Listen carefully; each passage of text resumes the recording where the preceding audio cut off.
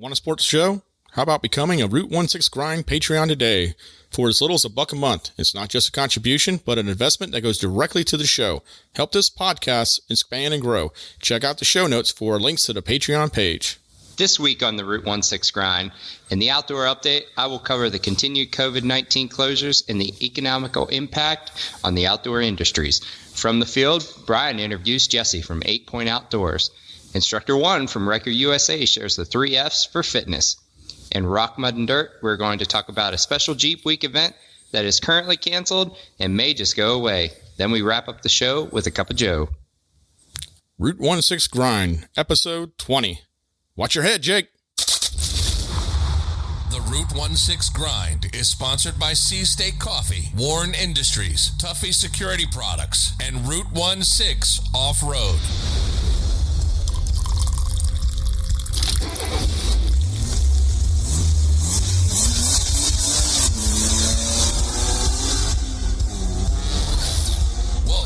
The Route 16 Grind, the podcast for outdoor adventurers. Each week, we bring you information related to off-road and outdoor activities. If you wheel, hunt, fish, overland, or are an all-around adventurer, this podcast is for you.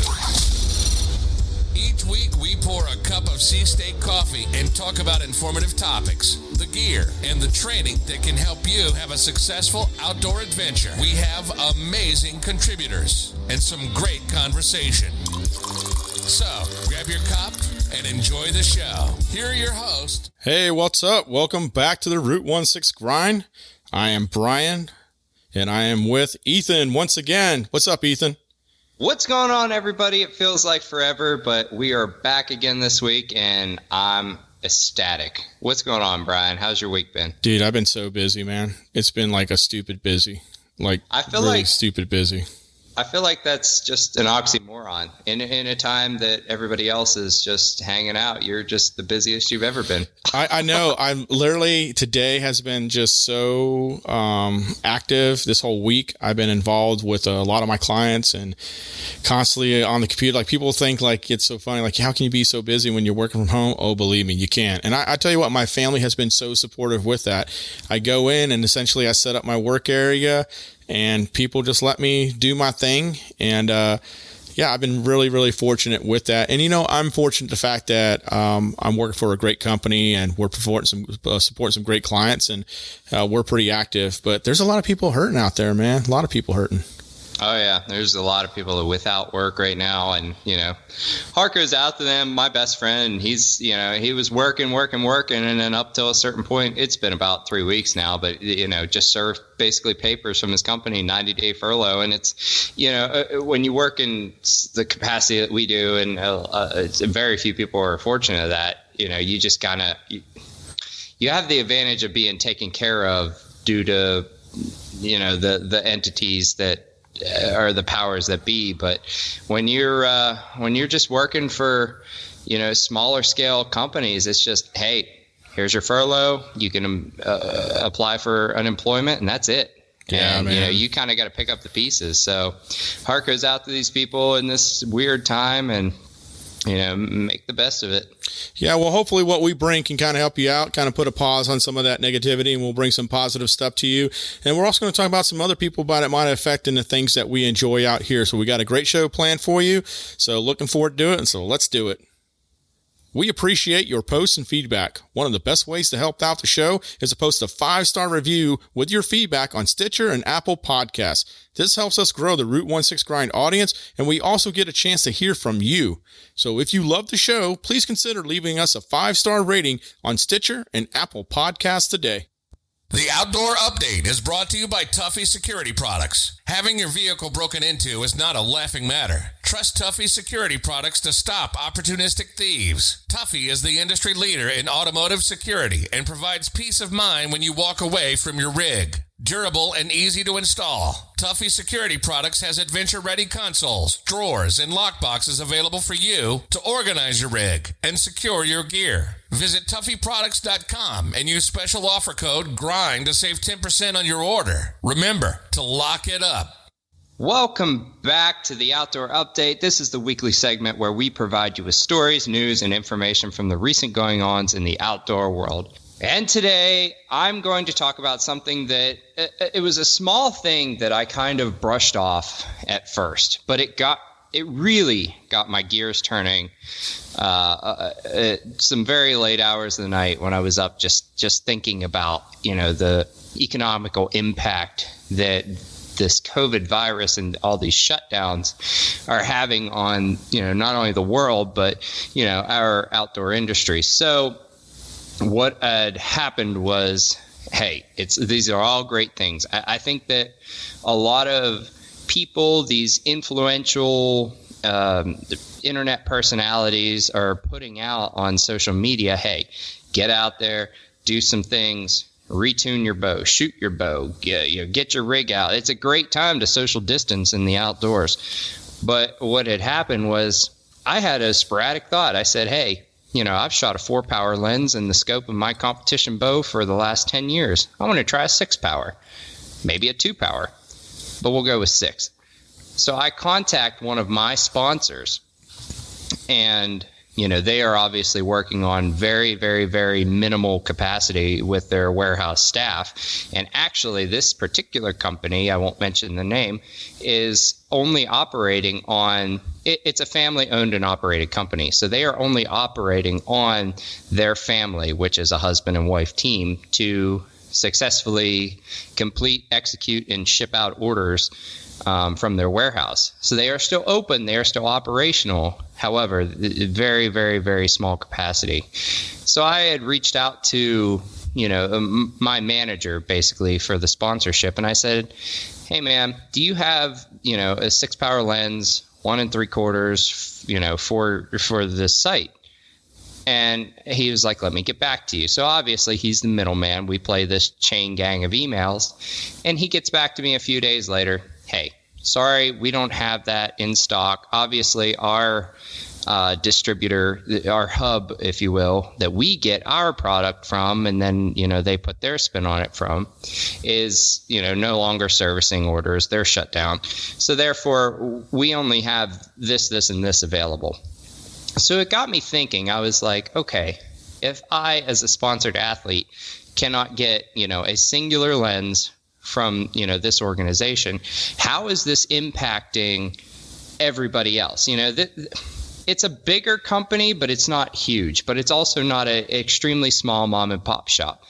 So I broadened my horizon. I took my blinders off, and I was like, okay, so these companies that encompass the outdoor industry cannot release new products. They can't develop new products. They can't have meetings. They can't come together. We can't have functions. We can't have new releases. We can't even have workers in warehouses that are able to contribute dispersion. So, it started to make me think, and I'm like, okay, here's the short term, but what's the long term? What is the long-term impacts that it's going to have, not only in the outdoor industry, but on the world? So, that small short story of, hey, this is a great opportunity. I'm home. I want to start shooting my bow. And I wanted to try a different powered lens to see what my, eye perspective was of it and how it might tighten groups or, positive or negative, here nor there. The fact that I couldn't order it, like I said, it made me really start to think, what impact is this having? So I really want you guys to think about that when you're supporting your local businesses, and down the road when things do start to open back up, and these businesses that have been there for us through thick and through thin, you really need to show them love and support, and you're really gonna see what impact these closures have had, and not tomorrow, not 2 weeks. Over the next year, this is still going to leave a lasting impact. So ultimately, those products you believe in, you trust, continue to support them in this time, in the capacity that you're able to. And, as time goes on and as things come back to an equilibrium state, just keep that in the back of your brain housing group. Yeah, man, it's kind of tough. One thing I've done just from the Route 16 side is, if I have something on hand and someone hits me up for an order, I'll throw some extra stuff in there. I don't know what's going on in their life and everything. And I have all this promotion stuff that has been sent to me from the sponsors and stuff for events that are no longer happening. So I'll throw in some decals. I'll throw in some other swag items, whatever, to try to throw some positivity in there. But also, too, is, when you look at, when guys are hitting me up for orders, I'll sit there and I literally do try to get them the best price I possibly can.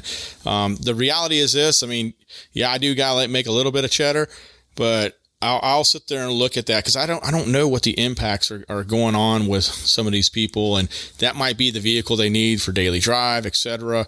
So, I mean, for me, fortunately, I do have, a job, and that's kind of a job-y, but I appreciate the support that I'm getting from a Route 16 side. I'm a small business, and I'm trying to reflect that in the customers that order from us. And then far as like the people that I look at beyond, far as like the small business that we look to support, there are a variety of them. There's some that we are absolutely direct dealers for that I am very concerned about because people are tightening up the budget and not sure they're going to get that accessory, maybe more focused on performance items as far as vehicle, or better yet saying, that can just wait till later because the trail season, I don't know, even if it's going to happen. So people are like, we'll just wait till next year and see what happens, or maybe wait till winter or wait till the fall or whatever. It's something you put off because you want to make sure you got the basic necessities of life covered. Your home, your power, your water, your kids, all that kind of stuff like that. Put gas. Well, gas is cheap right now, but what I'm getting at, man. It's just, it is very impactful. And you said it right, like the outdoor, businesses and stuff. This is a game changer, regardless of what you believe and how you believe on this whole COVID. I got an opinion. Ethan's got an opinion. We all have opinions. But at the end of the day, you need to come to this reality. This is a game changer. This is an emotional attachment that people are going to ride on for pretty much as long as we're still breathing kind of thing. This is a game changer. And I don't know what the world's going to be like, 6 months from now, let alone next week. But we can get through all this. I'm not really too sweating it. And for me personally, I don't focus on what I can't do. I focus on what I can do. And I try and be extra appreciative of things right now. I think my key takeaway from what you just said is not only you, not only me, because I don't always think that way. Everybody doesn't always think that way, but I think we need to envelop the mentality of, hey, it's not what I can't do. It's not what we can't do as a society, as a family, as a workforce, as a populace of whatever, dwelling you live in. It is what we can do during this weird time. And like I said, I'm not asking you to go donate to, these different wildlife funds. I'm not asking you to go out and buy a brand new anything. It's just remember and consider, because you have a job. I have a job. We all have jobs, whether you're on, an instance of unemployment, whether you're still working in the capacity of normalcy. Just remember some of these people that are severely impacted by this, and that their whole life savings, their whole family ties are into a business. And, you just support it in whatever means that you can, because that shopping trip that you take, you wake up at, 8 a.m. to get to Walmart just to get one pack of toilet paper, because that's how crazy it's been these last couple of days. The one pack of chicken you get to check out. I mean, I appreciate that they're putting these stringent regulations on things. That way it makes it, somewhat fair for people to evenly distribute resources, but make sure you think of those people, because they might not be able to go out and buy those things that we've become. Let me digress a little bit. I appreciate that we have, as a society, recognized some of the more simplistic necessities in life through these times, rather than exercise our focal points on the more frivolous aspects of some of the things that we've become accustomed to. But at the same time, remember that we as a society are not just about us as a people or as a family. You got to look out for each other and, honor thy brother and thy neighbor. So key takeaway, remember the people that may be more impacted than yourself from this current situation. The Red Warren Badge says you're equipped to handle anything, ready to conquer any challenge that may come your way. That badge has stood for off-road excellence for more than 70 years. During that time, we haven't stopped innovating or striving for perfection. Be ready. Be prepared. Go Warren.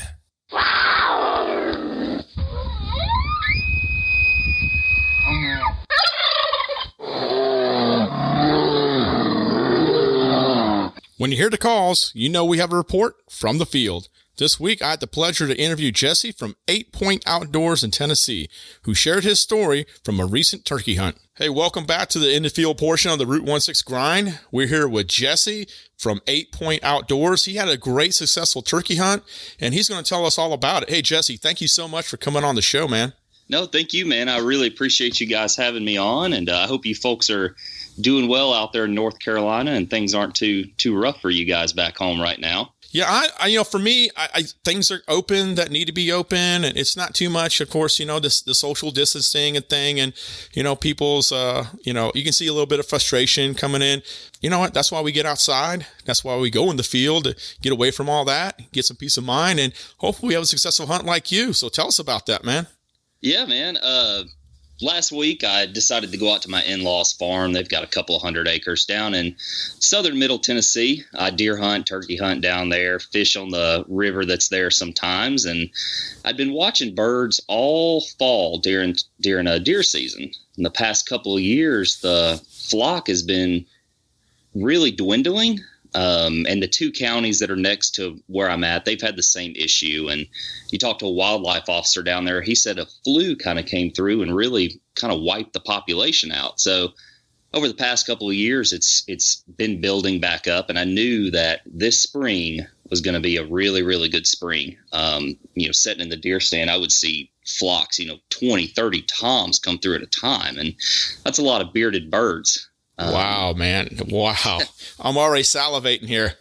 Oh yeah. It's been phenomenal so far. I've gone on 2 hunts, killed 2 birds. The first week that I was down there, I got in pretty late. The sun was well up and I knew a spot where I wanted to be at. It was, I call it a strutting ridge. And so what that is it's just this long strip of fields. And if you look on the map, it's well over a mile long, and my in-laws happen to own 3/4 of that. So it's a very, very long strip of field that birds just strut in all the time. Hens come out there, they'll feed, and toms will chase them. Groups of jakes. I mean, just, every time you drive down the road, you see birds. So I set up in that general area, and I didn't go out the opening weekend because typically around here, we have a problem with toms are henned up. Early in the season, they got their hens, and it's really hard to call them in unless you've patterned them. They're just hard to hunt that first couple of weeks. So I saved this destination for when I knew that they wouldn't be henned up. And so I show up a little bit late, get set up where I think that they're going to be, and I start calling, and they're roosted across the street. And it's, 200-300 yards, but I could tell he's pretty worked up.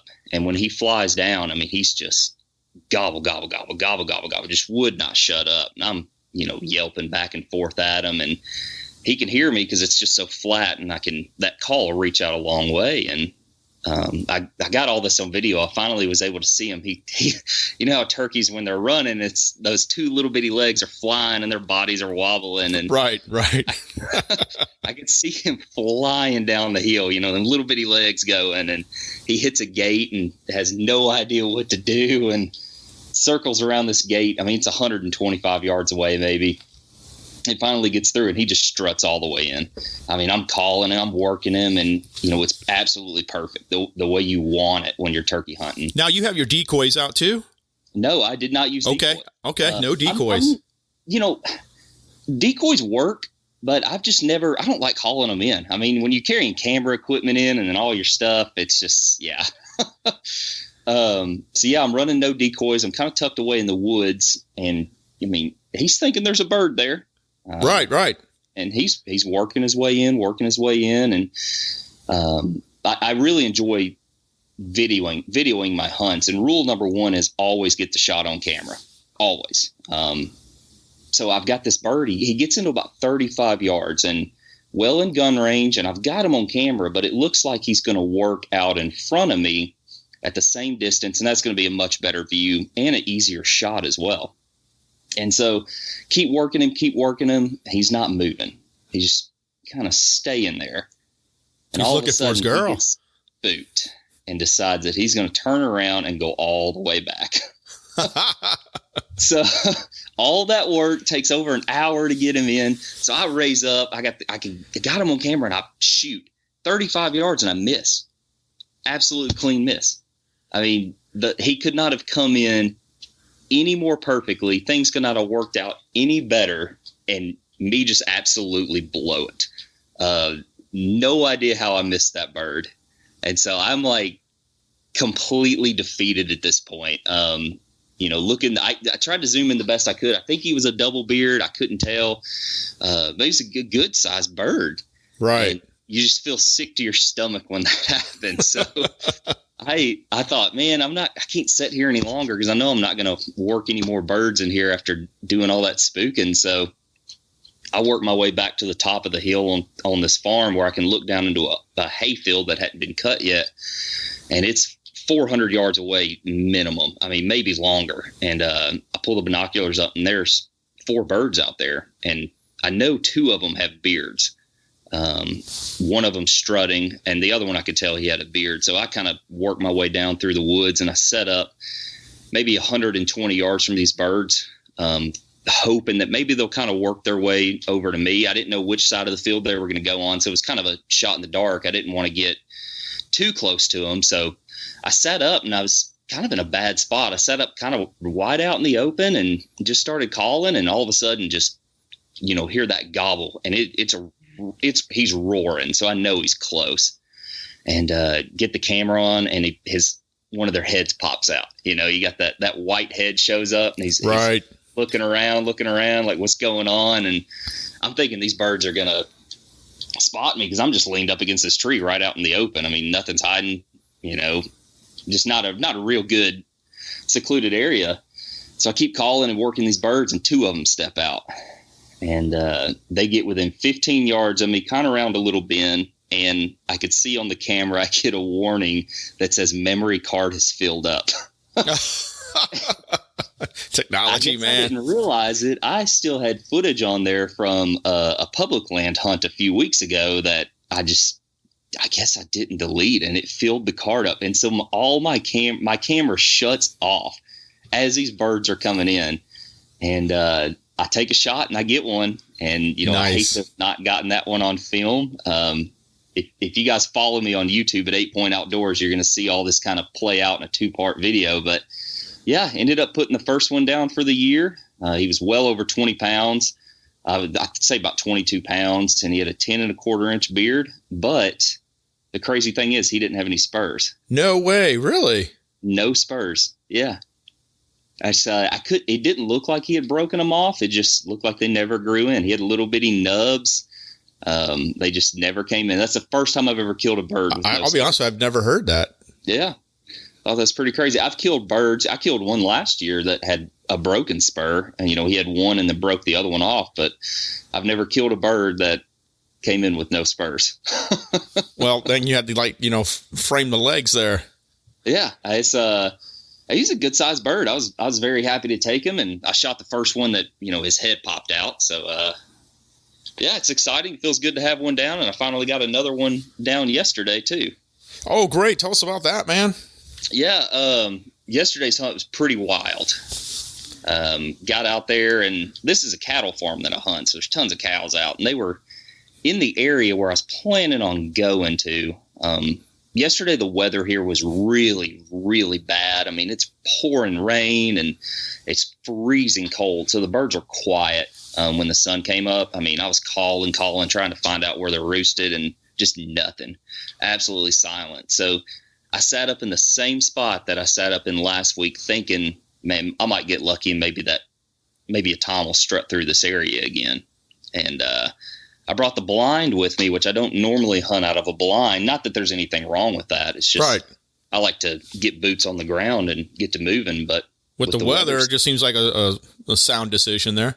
Yeah. I mean, with the weather being so bad, I brought the blind and said, I really don't want to get wet and get the camera wet. So I get in the blind and a possum walks up to me, which, 2 feet away, which is never fun. So, he's all hissing at you.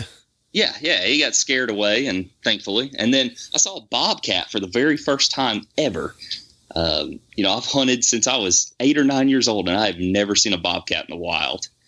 And one come running across the field, and he's looking right at me like he knows that I'm there, and just kept on going.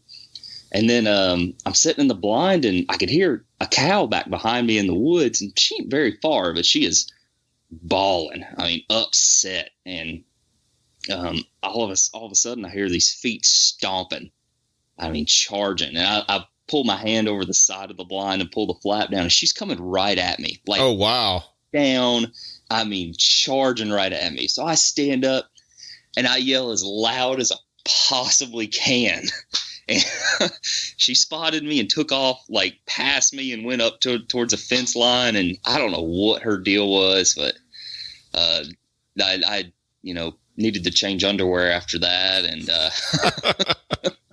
getting trampled by a cow. But I decided I was gonna move out of there because she scared me pretty good. Sitting in a blind and they don't know what you're at, what you are, and they trample you. I mean, God, you can get hurt doing that. So I got out of the blind after the rain moved off and moved into the cedar thicket and sat up. Hit the call one time. It's really thick in this area. But I hit a slate call one time, just a couple of yelps, and I hear a gobble that can't be more than 10 yards away from me. Oh, wow. That is awesome. That is awesome. This bird is close and didn't spot me. So I sat down immediately and pulled my pad out, got my gun up, got the camera on, and all of a sudden, like 5 heads pop out. I could see beards swinging, and like, holy crap. I mean, this is, I'm going to take a shot at the first one that steps out, but it's a good chunk of birds that are coming through here. Right. And they all step behind these 2 big old white oak trees. They disappear for a minute. And the first redhead that pops out, boom, take him down. All these other birds fly off. And, you get excited when that bird goes down and he's flopping, and you run up to go check him. I walk up and it's a freaking super Jake. No way. The only Jake in the group. Like, all of them were long beards. This guy had a Jake fan, maybe 1/4-inch spurs, and like a 4.5-inch beard. And I felt awful. I mean, I hate to shoot a Jake, but right. It feels good to get another one, and the Jakes eat just as good as Toms do. But I'm expecting this long beard to be laying there after watching these birds come in. And see, the experienced Toms were like, "Hey, man, go take a look, see if he's still out there." And yeah, well, he did. Yeah, it's like they sent him out first, a little reconnaissance, right? Yeah, check things out. So, and then he got his head blown off. But yeah, man, it's so 2 tags down, 2 to go. There's for in North Carolina we get 2 bearded as what we're allowed far as tags, so that's really cool. You get a couple more, but you had some good things you mentioned that led up to you having successful hunts. One, you knew the property, that's a big one, but you also mentioned, like, during the deer season you did a lot of scouting during that period. Talk about that a little bit. Yeah, vice versa with deer and turkey. Even right now I'm scouting for deer. Well, first of all, I'll start with knowing the property. And I think that it doesn't matter if you're hunting public land or private land. Use the maps to your advantage.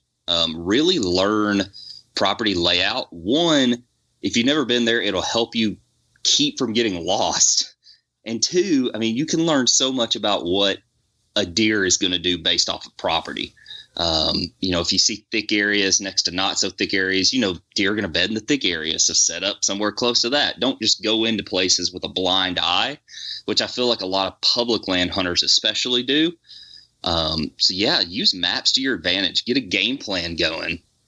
And then as far as scouting, yeah, I mean, during turkey season, I scout for deer, and during deer season, I'm scouting for turkey, finding out what they're doing and where they're scratching at, where they're roosting at, and keeping a track of what's on the property as well. I run game cameras year round, so I keep I've kept in the past log books that if I'm watching, let's say, a certain buck, I'll log how many times he shows up at a place.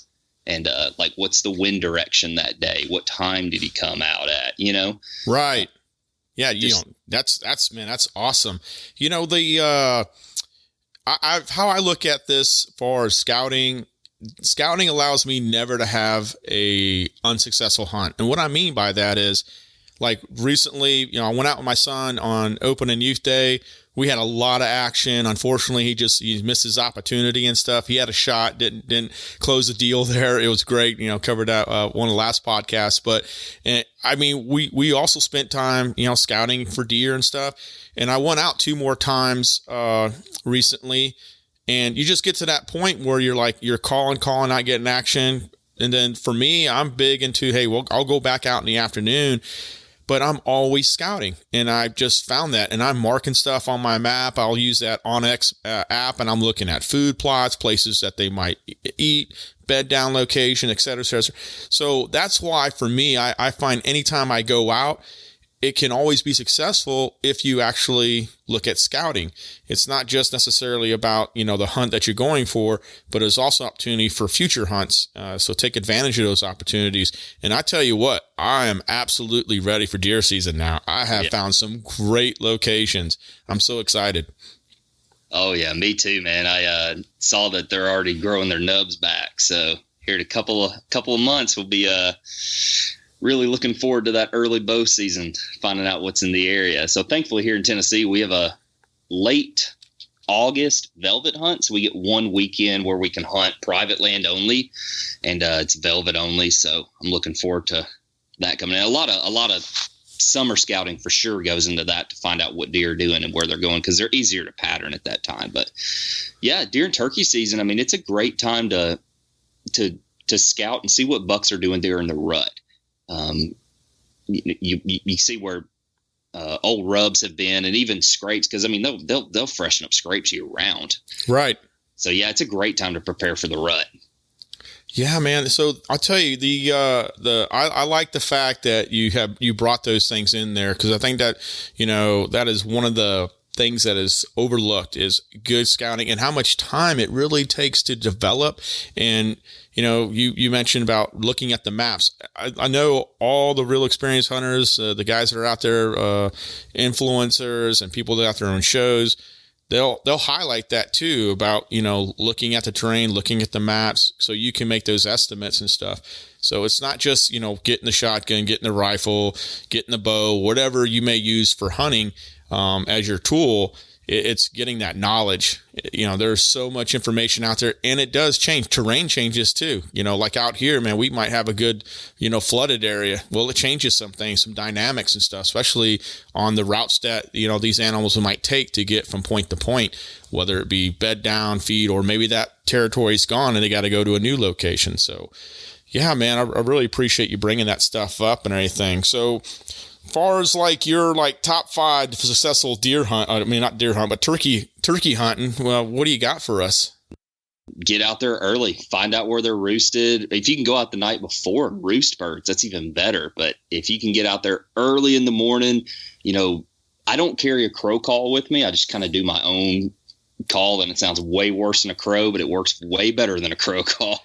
My son had a professional hunter, not a professional, but a professional caller with him. He won a guided hunt, and he did the same thing. He had his own call. He didn't use a crow call, and what is the hammer something? I can't remember the bird's name, but there's also a different call. But yeah, he just used his own, and it worked perfectly. There was nothing but a rock concert going on until he did that.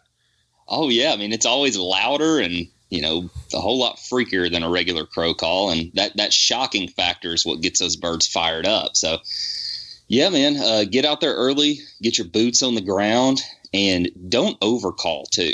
I am by no means a professional turkey hunter. But the things that I've learned over the years are or simple things like that is, don't overcall. I mean, you can overcall a bird and literally scare them away. Especially a lot of guys, they get nervous when that tom goes silent, when they don't hear him gobbling anymore.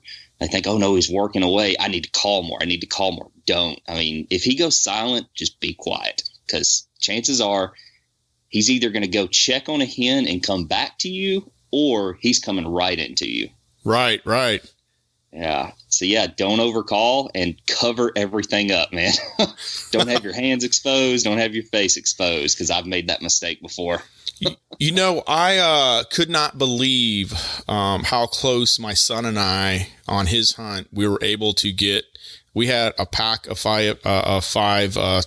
It was a mix of Tom Jakes come in, and I mean, I could not. I almost felt like I could have just jumped on one. I mean, that's how close they came. I was blown, but we were in some tall grass, and they were looking. I know they were looking for the decoy back there, because they might have saw a little bit of red flash or something. Because they had to walk up this finger, and so when you get up on some point, they probably saw a little bit, but then they're walking down, and then the grass takes over to where you can't see it anymore. So they're kind of doing that wander a little bit. But I told him just that experience alone, the fact that we got that close, that is just as much success, because these things see so well, man. Oh yeah, man. They see you blink at 100 yards. I would say, and I'm guilty of this too, setting up right on the field edge. I would say it's sometimes even better set up 20 yards into the woods and get out of the field, because you're more likely to be spotted wide out in the open. And I've seen videos, and I had it happen to myself, where I've set up 20 yards into the woods and the tom comes right by me in the field, and you got a perfect shot right there, because he's still looking for that hen, thinking she's off in the woods. Right. The, couple things I learned just by listening to, my friend Chuck and, a couple other people is also that movement. If they're not, and this is a good example. We had this group in the field. Yeah, there's like 3 different groups all day. We hunted in the morning, weren't successful, then came back out at the 5 o'clock time frame, and they're heading back to the roost. And we were able to really get the attention of one group, but it was, we called, quiet, moved back, way back into the woods, called again, right? And then they you could see their whole transition, because I would go back out and kind of like low crawl and look, and you could see their interest. They're kind of looking, little bit of movement, and then, wait a little bit, call again, and then they start making that forward progress.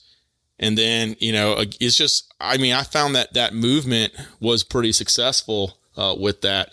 And I picked that up on with the other caller earlier that day, what he was doing and just taking notes of the success. And that worked for that group, though, for that group in that area. It may not work for a different area, but also, so that guy, I think that goes with knowing the area that you're hunting, because, that group might react differently. You're 100% correct, man. 100% correct. Well, so if people wanted to find you and look at your videos and follow you and stuff like that, or connect with you, now you also run like an outdoors store and stuff? No, I started 8 Point Outdoors as honestly just a vlog. I just wanted to record. I've been hunting and fishing since, I could walk. And so you take all these pictures, you have all these memories, but I wanted something that I could visually go back and look at. So I decided to start, taking pictures on Instagram and recording different hunts that I did. And that led into us buying a video camera and a DSLR and started recording hunts, because I thought, man, this is going to be good memories 20 years down the road to be able to look at and say, hey, that buck that I have on the wall, I have that on video. Like, I can go back and be able to relive that memory all over again. So that's how that started. And I've really just enjoyed being able to video stuff and make those memories, but also offer advice in the videos for maybe somebody that is starting out or not experienced in the hunting world and fishing world. Anything that I can do to help them be successful or help them make a memory is, to me, worth it. Yeah, that's awesome, man. That's super cool. And just so we make sure we get it, where can we find you at? 8 Point Outdoors on Instagram. That's the word 8, not the number 8. And then same thing on YouTube. 8 Point Outdoors. Be sure to like and subscribe. I've actually got a video dropping here in 8 minutes, which will be part 1 of that turkey hunt where basically everything that could go wrong went wrong, and part 2 will drop next week for that.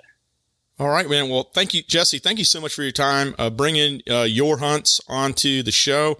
And yeah, man, we'll love to have you back sometime. And, deer season pulls up, we'll probably give you a call and bring you back on. That would be great, man. I really appreciate it. I appreciate the work that you guys do as well. Hey, thank you so much. We'll be talking to you, brother. Thank you. We'd like to feature your successes in outdoor adventure, so shoot the pics over to us with a brief story, rootonesix.com, and select contact. That's rootonesix.com and select contact.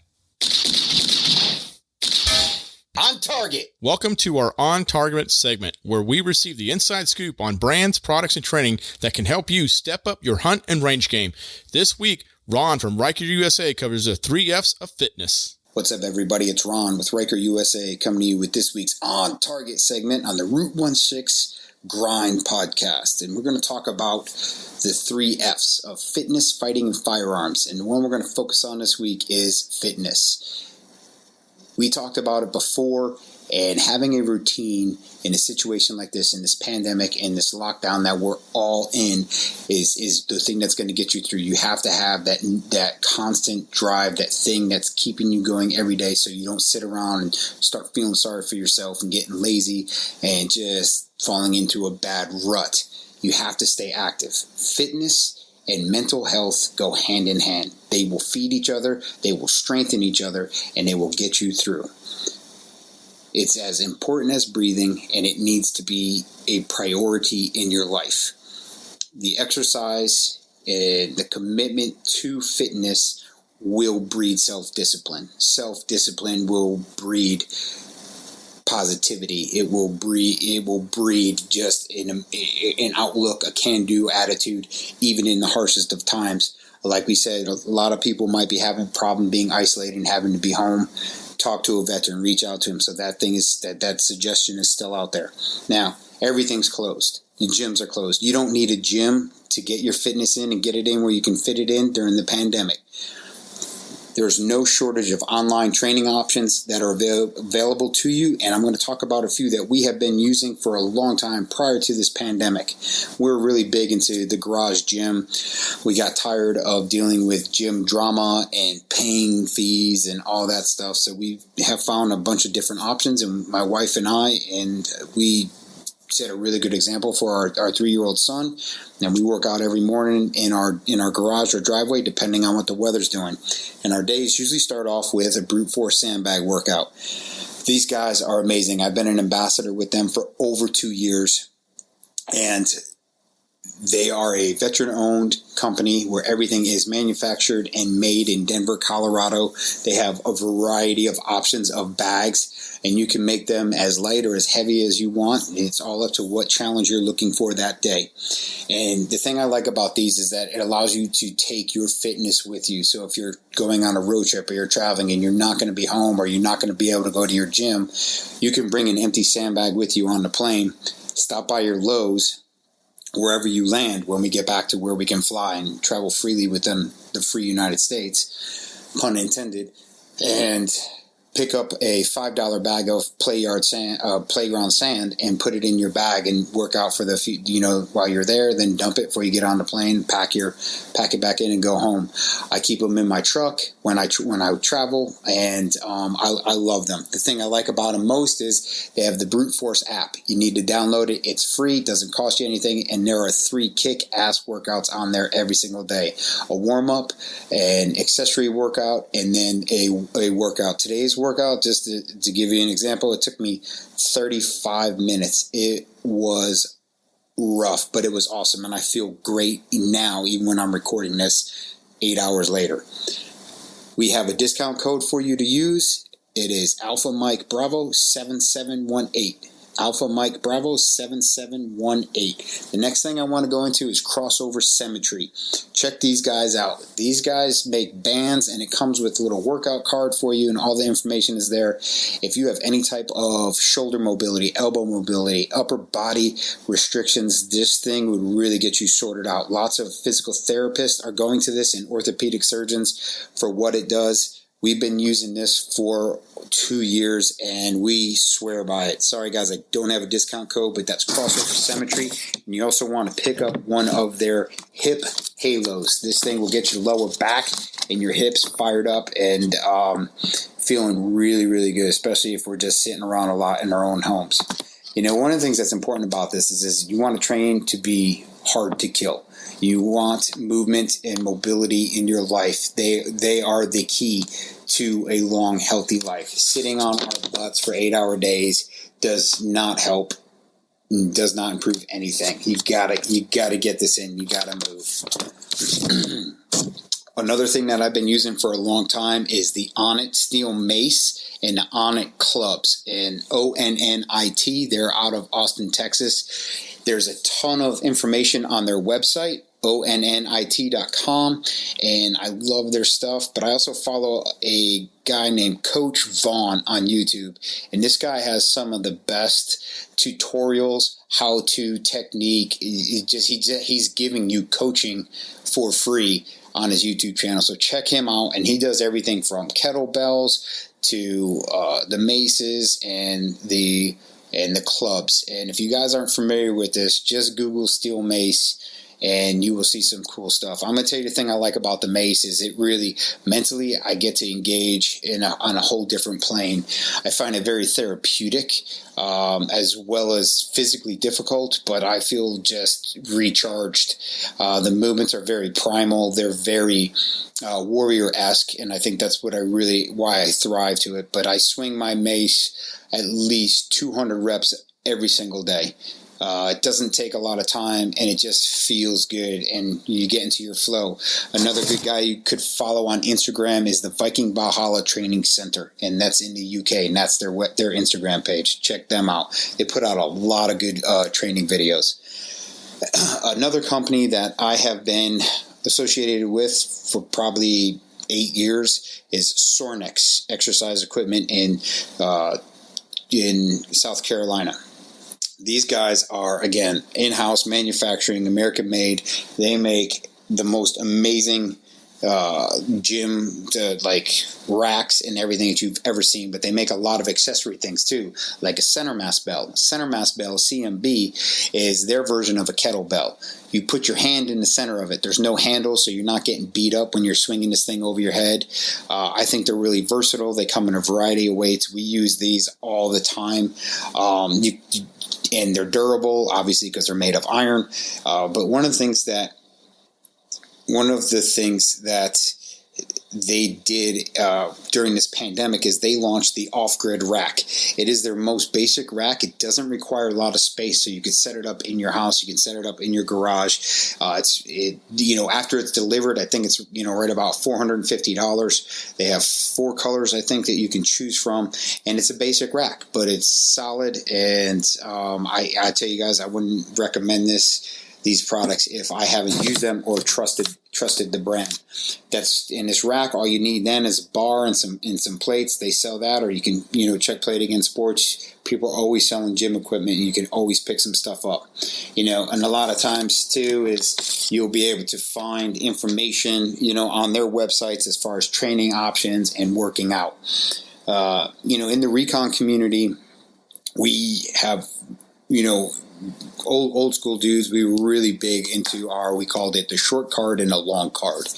And this is just basically a list of calisthenics of, sit-ups, flutter kicks, ACON bodybuilders, push-ups, mountain climbers, anything that you could do that caused a lot of pain but actually worked on your endurance. We would do these things. So you don't need a lot of room. You don't need a lot of equipment. You don't need a lot of space to really just push yourself physically and mentally.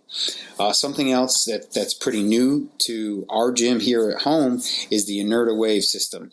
These, if you guys have seen these, if you've seen battle ropes before, these are like big rubber bands. These things are awesome. And the thing that they do is I like it. They give you a lot. I think they're a lot more versatile than the traditional ropes. I think you can get a lot more out of it. And I think that they actually create a little less, damage to the body. I think it's a little bit better for you. And we have a discount code for you, and it's super easy. It's Ryker USA. So check them out as well. One of the things too that's always good is add a punching bag. Punching bag is just a great release, but it's a great heart rate thing. Depending on the type of bag, we actually just ordered a water bag. I noticed because of injuries that I've sustained, hitting the heavy bag all the time, it hurts. It does a lot more damage to me than it does good.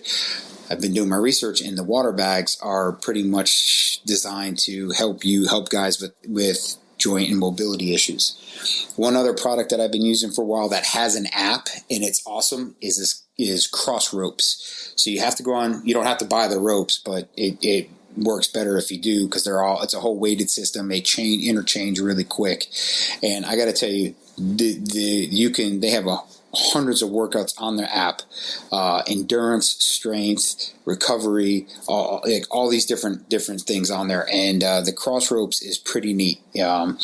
If you're not good at jump rope, you'll be good after about 3 or 4 days of doing some of their workouts. So again, guys, don't be stagnant.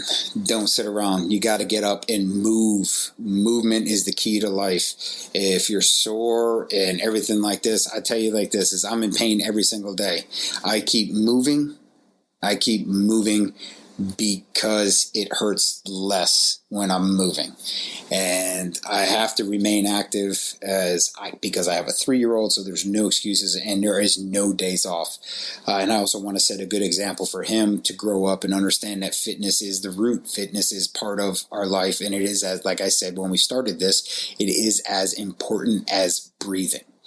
So fitness, guys, get it in where you can fit it in. You don't need a gym. Stay positive, okay? Have a plan, have a routine.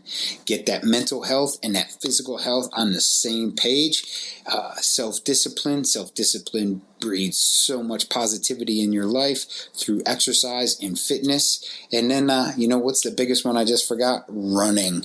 Some of us love it and some of us hate it. But I will tell you what, you don't need a treadmill because it's free to run, and it's free to do push-ups and sit-ups and pull-ups on the tree branch or whatever. So you guys, thanks for listening, and I will see you guys next week.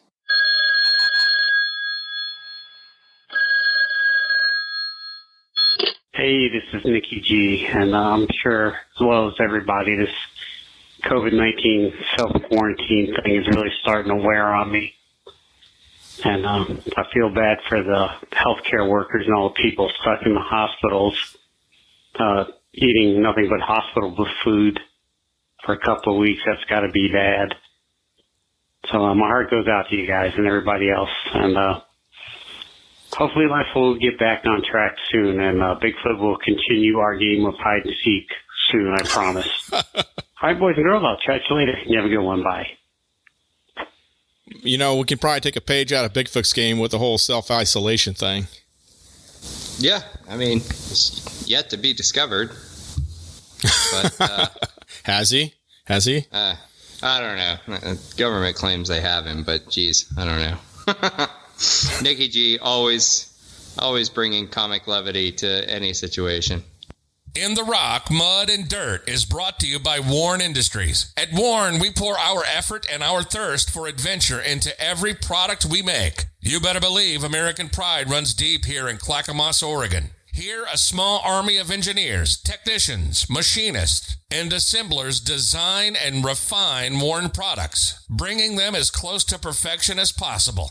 Their work is backed up by legendary quality control that doesn't just stand up to rigid Warren standards, it lives up to the toughest demands of the world's top vehicle manufacturers and military suppliers. How do we know? Because they've partnered with Warren for decades. This quest for peerless reliability, this Warren difference, will be around as long as Warren Industries is in business, at least another 70 years. Go prepared, go Warren. Welcome to the Rock, Mud, and Dirt, this segment where I talk about people, brands, products, and events from the off-road world. This week we have some sad news to report. Topsail Island Jeep Week has been canceled. Now, this is an event that I go back with. I really enjoyed when I first started Route 16. I really attached myself to this event. This event was made possible by volunteers from the Topsail community, Topsail Island community, and it's the business people, the tourism, like everyone would kind of chip in and try and figure out a way to make this event a success.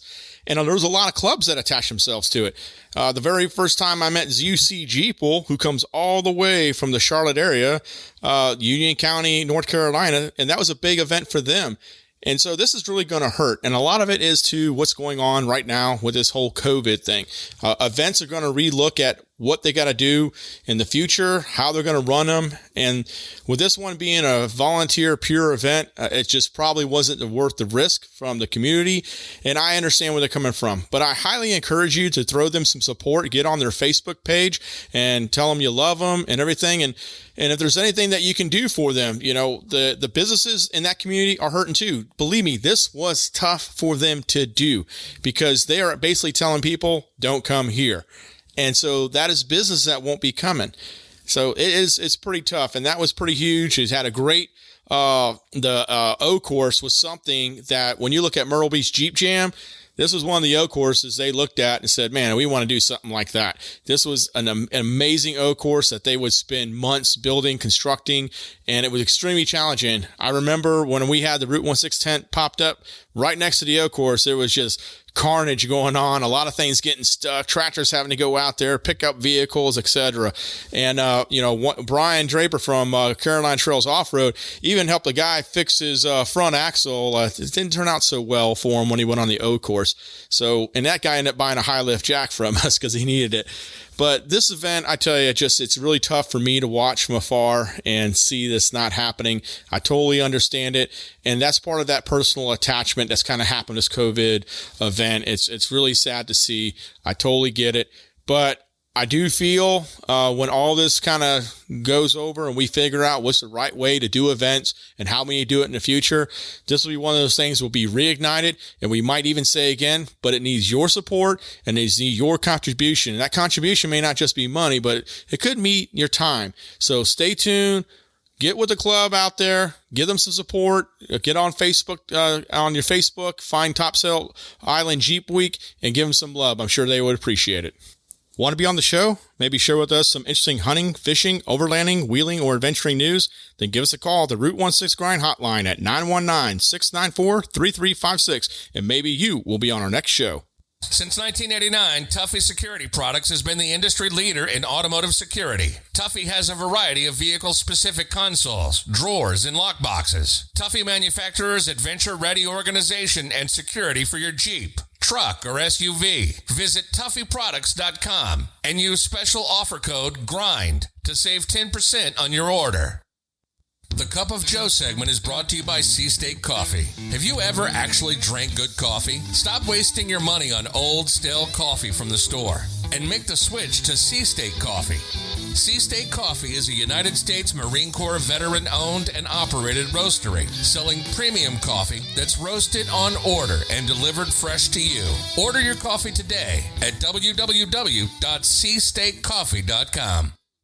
Yeah, man, that was a really good show. We had a great interview with Jesse from 8 Point Outdoors, and Ron always bringing it from Ryker USA. And he has some special offers or basically some discount codes from some great stuff from Brute Force Training and Inertia Wave. And he talked about some of those products and so many others. And of course, we talked about the COVID stuff. Man, I really felt good about this show, man. I don't know about you.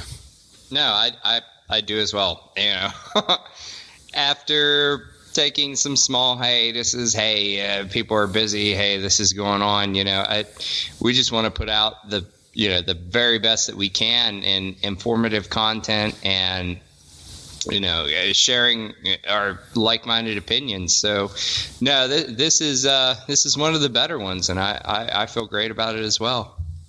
Yeah, I tell you, I was going to try and go turkey hunting this weekend, but it ain't going to happen. I got just too much going on. We got a bunch of gravel that was dropped that we're putting around our yard and stuff, and I need to get that done. And I want to spend some time with my niece who's been out here. So my niece, man, I mean, she models in New York and LA, so she's done Fashion Week in both New York Fashion Week and LA Fashion Week.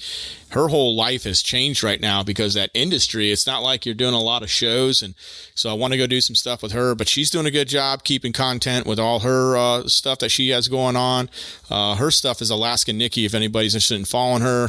She is a great young lady, and I'm so blessed to have her as a niece. And then, so that this weekend, I'm not really going to be able to get out, but next week I'm going to try and get out. And as well, the next 2 weeks, the season closing out pretty soon. My buddy Brian, I have a lot of friends named Brian as of the last few years, but a guy that I am a coworker with finally got his gobbler, man. He sent me a picture today, and I'm so excited for him, man, because he missed an opportunity. I think it was last week he went out, and he closed the deal this week, man. So I'm really excited for him. Yeah, you'll definitely have to post those pictures because that was one that needs to be shared for sure. And as for your niece, just because, we're so intertwined, Brian, I saw I've saw some of her work since we've been quarantined, and my goodness, man, is that girl like, she is so content oriented and just bring in new intuitive things to be fun, be funny, stay busy, and, stay relevant during these times that it's like, hey, even though you're quarantined, locked up, if you're not-essential, have fun with it, post something funny, fun, and, just roll with it. So I definitely really appreciate that. And I think a lot of people do as well. Yeah, she's great. Special girl right there. And then, as far as the stuff, Ron brought, keeping the mind right, keeping the body right, staying focused, and, you find the time to apply those things. And I'll tell you what, my wife has been a phenomenal example. Her and my niece have been killing it, man. They've been working out twice a day. And literally, dude, I'm God, I need to change my game here, man. I need to start getting back in the gym and stuff. So I'm kind of feeling humbled here, man. They'll come in all worked out and stuff, and I got a bag of Tortitos, and I'm oh shit, man. Oh my God, do something, dude. Go for a run. Yeah. All right, I challenge you to do 100 push-ups a day for 30 days. How about that? Oh, I've done that, man. Do it now. I'm doing this podcast right now, but yeah, I'll tell you what, the first week will definitely be punishing for sure. That right there would be oh my goodness, I can't well, I guess you type now, so won't have to worry about writing too much. But yeah, right. I got finger cramp. But yeah, I just been really busy with work, man. We got some training going on too. So my company's been doing a real good job about maximizing a lot of things here. And I think some of you out there too, I mean, this is an opportunity too. If you got some time or some projects you need to close out, utilize that time. If you're looking at possibly, as silly as it sounds, maybe starting a new business, if you got something that is, tied into the needs of what people want right now, hey, let's go do it. I mean, there are opportunities. It just takes your creativity and your drive to do it. No different than getting my butt back in the gym, right? It's all it is motivation. Either you do it or you don't. There's really not it's just it. Either you do it or you don't. There is no in between, right? I think Yoda said that. Absolutely. Yeah, something like that. Oh man, just nerded out there. And I think that it's an opportunity. If you see a lull or a downside, and hey, this is something I could contribute to society in this capacity, in this regard, in this day and age, feel free to do so. If it's nothing more than, bettering yourself, take this time to better yourself physically, mentally, to do something, learn something new, all you got to do is, in whatever capacity you're able to operate in, do it while you're sitting at home now. Don't use this time to just chill out and vegetate and be complacent. When I just kind of want to zone out, I do that literally at the end of the day. My end of the day generally is somewhere between, 9, 10, 11 o'clock. And I literally will watch a show about that time just to I don't want to go to bed with all this stuff in my mind from my other projects and my work. I want to just literally go to something else. So I've been watching The Sopranos. Like I only watched a little bit of it when it was actually on. So now I'm literally going through the entire Sopranos, and I literally told my wife, I can see why this was a big deal show, man. Like, I'm all like validating it now to it's off the air for like, I don't know how long, probably a decade or something. I'm sorry, but you touched a nerve. I can't contain myself. Do you know how some people get with like, I don't know, Star Wars and their whole, that Deadpool person? You know how there's like a literal following, like, oh, I am this person, oh, I am this person, I'm this side and that side. Game of Thrones, whatever. That was another one. Walking Dead. I am like that with The Sopranos. Obviously, I have age and whatever, but like, that show from 98, 99 to 2006, 7. Oh my goodness, that was the pinnacle of HBO TV for me. My gosh, was that, like, they need to bring more shows like that back. Yeah, it has pretty good content. There's some of it I'm kind of like, I'm not the guy that's the big Christopher. I'll be honest with you, I'm not a really big fan of his character. I think he has some good opportunities, but it's kind of a wishy-washy character, man, because I don't think he would have made it past like season 2 in the real, like, I don't know, mob world, relative or not, because you just see like dudes getting capped, like, whatever. But I don't know, man. I'm kind of like, some of it I'm just kind of like, whatever. But it is what it is. It's the following that even in 2020, even that far back when that show aired on HBO, we were watching it. It's like, you're still saying capping, whacking, the legacy. Yeah, so this is Tony Soprano lives on. That was a very good show, and I think that it was well written. James Gandolfini played a really good main character. Yeah, he did, man. And the fact that, all right, no spoilers, you might not have got there yet, but it was one of those shows that left the ending open-ended. Oh yeah, I know about the ending, dude. That was like news for like, I don't know, a year. Oh, all right. People still haven't let it go. That let you think. That let you think as not only an individual but a populace, and a viewer. I think that was revolutionary, and I think that it hasn't really been done since, because a lot of people just want to be force-fed. Hey, this is what happened. This is how it ended. I don't think you're going to sell it on some people, dude. Like, I talked to a couple people already. They're like, yeah, that ending, dude. They still have that chip on their shoulder. I know. I get what you're saying from an artistic point of view. They don't care. They want it force fed. They want they want closure. Okay. They want closure. People need that from when you're watching a sitcom or whatever the case may be, a series.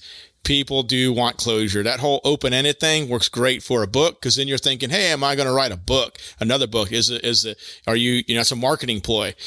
For this, just to end it that way, knowing there's nothing going to come behind it. Yeah, I kind of get their point. Maybe it's just the analyst in me that appreciates that, because I'm like, oh, I want to know what. I want to formulate my own ending. But so this has been The Sopranos Revisited, part of the Route 16 Grind podcast. Hey, I tell you what. We review TV shows now. Yeah, so talking to Jesse's interview was so awesome, man. I so enjoyed, I talked to him 20 minutes after the interview too. It was a really great interview. I so enjoyed the knowledge he put out, and I learned something about Tennessee, man. I don't know if you caught it during his interview. You know how many tags they get in Tennessee? 6. Yeah. That dude's crushing it. I don't know if you guys are not following 8 Point Outdoors Instagram and you're a turkey hunter, you're wrong. You need to follow this dude's Instagram, man. And he also is on YouTube. The link will be in the show notes. I'm telling you right now, you need to follow this guy. He is crushing it, man. I don't know. He has some, I think, family property out in Tennessee. Man, I tell you what, I need to go find that property and stuff, dude. Like, hey, Jesse, we need to come best buds, man. But no, but seriously, I am so impressed with it. And what he offered was realistic approaches, and what we shared and we talked about. And again, you hear the same thing, like Chuck and I talked about it earlier this year. You and I have talked about it, and Jesse brought it up too. Scouting. You just cannot do enough scouting, man. So I equate scouting to, some of you out there may be freaks of nature, but that's a totally different topic. But it's like, how can you study and, effectively execute a a passing grade on a test without a study guide. If scouting is your study guide, you can't go out there expecting to kill an animal, whether it be a turkey, a hog, a deer, elk, moose, whatever, bear, without, even just glancing at your study guide. If it's once, twice, 3 times a lady, whatever, you gotta get out there, know the lay of the land, know the normal formations of how these animals are traveling your whatever respective area you're presuming to hunt. Scouting is key. Scouting is key to success. You know what I love about turkey hunting? It's not bait hunting. Like, you can't be throwing out corn and all this other stuff. And now you can obviously have cameras up and everything, but you really do need to hunt. And it's funny when you talk to people who don't hunt turkey and they say, man, I see these things all the time just walking across. I talked to a friend of mine today who actually does live in Tennessee, and he's not a hunter at all. And he's like, man, I see these things. Like, just don't realize these animals, like a true wild turkey, like, these things are not as easy as just crossing the road and all this other stuff. And on top of it, you don't have the same resources. Like, if you're one of these guys that have these leases and you got feeders and all sorts of stuff like that for your deer season, which is fine. I mean, hey, it's a way to hunt. I got that. But yeah, you don't have that luxury with turkey. You really need to scout it. And even when you know where they're at, they may not even come out. They might say, yeah, man, we know you're there, but I'm not interested right now. I think that's pretty true. Well, that's very true. Let me digress a little bit again for the second time in this podcast. But, they're very sporadic in nature. They might find a new area. They might follow their senses just to scratch. And like you said, they might be henned up with one particular hen. In a previous episode, they might be henned up. They might like the pitch, the sound, the tone, the raspiness, whatever, of one particular hen. And you could call to them all day. They'll gobble, they'll respond to you, but they'll still be a mile and a half away. So I think turkeys are very, very challenging, and I think turkey hunters demand a lot of respect because, not only do they have very, very keen eyesight, but, they're very particular in what they choose to act on and, to neglect to react on, on any given day. So definitely scout, definitely takes a lot of luck, for sure takes a lot of skill, and, that's just the piece to the pie there. Yeah, it's kind of what I told Jesse. I never feel I have a bad hunt because when I'm out there, if I'm just not having success with that certain animal, I'm looking for something else. I'm looking for them signs. Because every time you go out, if you're going out and actually truly hunting, you're going to come out smarter, better, and more knowledgeable and ready for that next time that you go out there. I'm real eager to get back out to the Sandhills Game Lands, man, and continue scouting that area. And maybe you and I can link up sometime, and I'll take you where I was at over by Camp McCall area. I tell you, there was some opportunities there for sure, not just for turkey, but definitely, I'll tell you what, I'm ready for deer season, man. I got some good stuff on my OnX. I know, and it's like, I don't know. For everybody, it's different. It's like some people, it's turkey. That is their niche. For me, yes, I'm admittedly one of those archery fanatics that it's like deer hunting. I don't know, the thunderous gobble when it comes in within 30 yards or less. That's exciting, because I always say it doesn't matter if it's a squirrel or a moose or a bear. If you ever lose that buck fever, will just all encompass that shaking feeling, that like, even 20 minutes after the kill and, you're taking pictures and you're starting to, in the field process, you need to get out of the woods because you don't need to just kill an animal if you don't have that, that experience. So that's always something I've lived by, but, I get the quote unquote buck fever for a lot of things, but the thing that really does it for me is those giant bucks and, early season in velvet, in archery season, that's what does it for me. But I will tell you, there's something about there's something about patterning turkeys and a strutting tom with that 12-inch beard or double beard even that's dragging the ground. Yeah, I want to say Jesse. I do want to say he got a double bearded one just recently after the interview. Yeah, it's possible. Yeah, I want to say he did, man. Remember, I got to look on his Instagram or something. But I think that was him. Although I've been talking to a few turkey hunters lately, I know somebody in my circle got a double bearded one, and that's pretty exciting right there. Really exciting. In fact, you know what? When Jesse was talking about too, remember no spurs. No spurs. It happens. Crazy. That's crazy. So I personally, I've never heard of that. But then again, I'm just a born again hunter. So been out of the circle. And again, Chuck, grateful, man, hooking a brother up. I think that's why I get so excited for turkey hunting, because that's when I really jump back into it. Even though pheasant hunting is what got me back interested, far as going on that hunt with Chuck is really what committed me to say, yep, I need to get back into hunting. So I really appreciate that. Well, hey, I just hope everyone's doing okay. If you're not, make sure to reach out to somebody, anybody.